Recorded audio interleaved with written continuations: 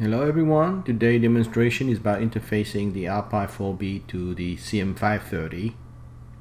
So we'll talk about the communication setup between CM530 and RPi4B, some software design tips that I will use, and then the demo video.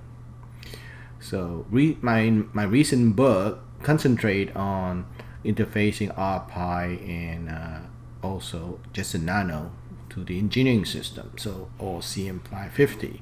But if not time for an upgrade to the CM550 yet, you can use the CM530 instead.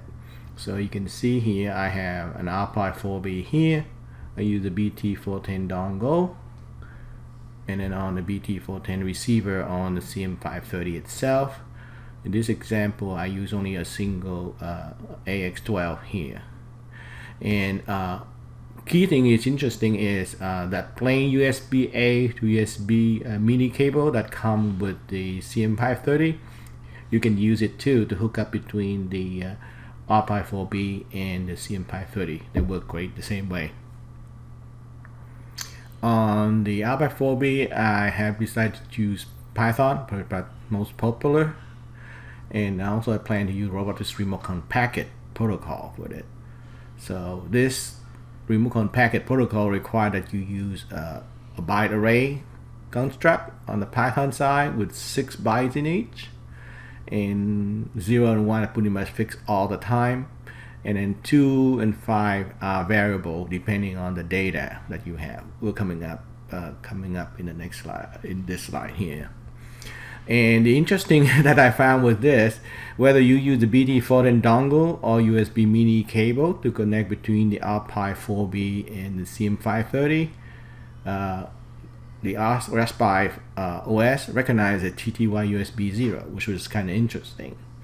Because on the CM550, if you hook up a USB cable to it between the RPi4B and the CM550, it will recognize the cable connection as TTY ACM 0 instead. So this was kind of interesting there.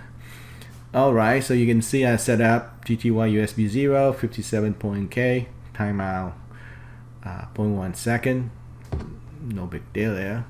And then the function send data is the one that does the job all the time. So anytime that you have a TXD data that you are ready to send away from the RPi4B to the CM530, you can see you pick it in, you split into a low byte and high byte and stick into the appropriate packet and then just send it away.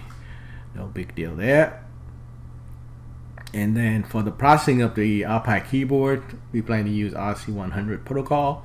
So that means that anytime the code detected that the user had pushed left arrow, it adds 4 to the TX data and send it away. If it detected you push the right arrow, it put 8 into the TX data and send it away. Because that's just a protocol of the RC100, the way it's used. Okay, and then on the task code on the CM530 side, so it just have an endless loop, wait for the flag to become true. Once it got that, it pick it up, save data, parse it. If it found out it's a left button, it call function left, which is essentially just add 10 to the current goal position of the single AX12A that I have. It does have a little bit of code to check, make sure that it doesn't go beyond the limit of 1023. So that's about it. And then vice versa, if you have right, it will check it so that it won't go below 0. Okay, so let's see how it works. First, here you see that this is a VNC viewer of the RPi4 I'm using. I'm using Visual Studio Code, running a piece of Python code, which I already just previously explained in there. So we use a little bit of OpenCV to display some picture on. Here's a live picture of the physical setup for this project. And then here we go with the little videos you can see. This is a quick demonstration how to connect RPi4B to the CM530 using BT-410 dongle here, and then the BT-410 receiver on the CM530.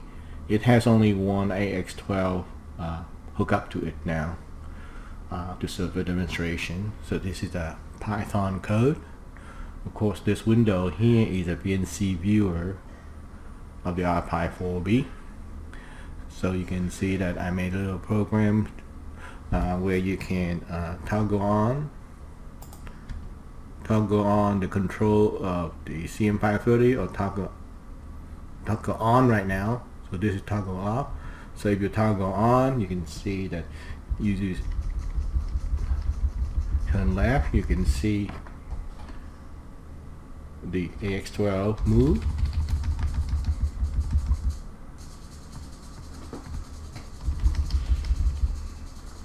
So it counts every time you push. So it's best is to tap it. Anyway, it's using the Remocon package, which is pretty much just function send data, show you everything here.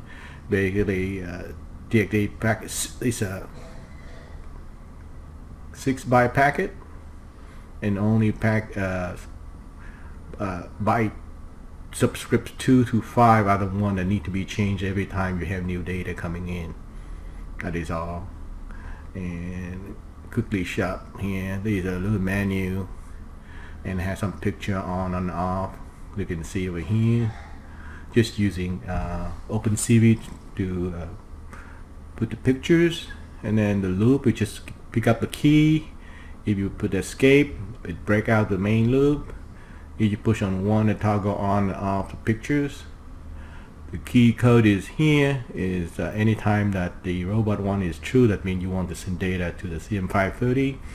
You zero out the data, and then if it detects that the left arrow, add 4 to it, because that's 4 is numerical equivalent to button left in the RC100 standard or protocol, and then just send the data and print out left send. And if it detected the right arrow is done, and then add 8, because that corresponds to that bit. That's all.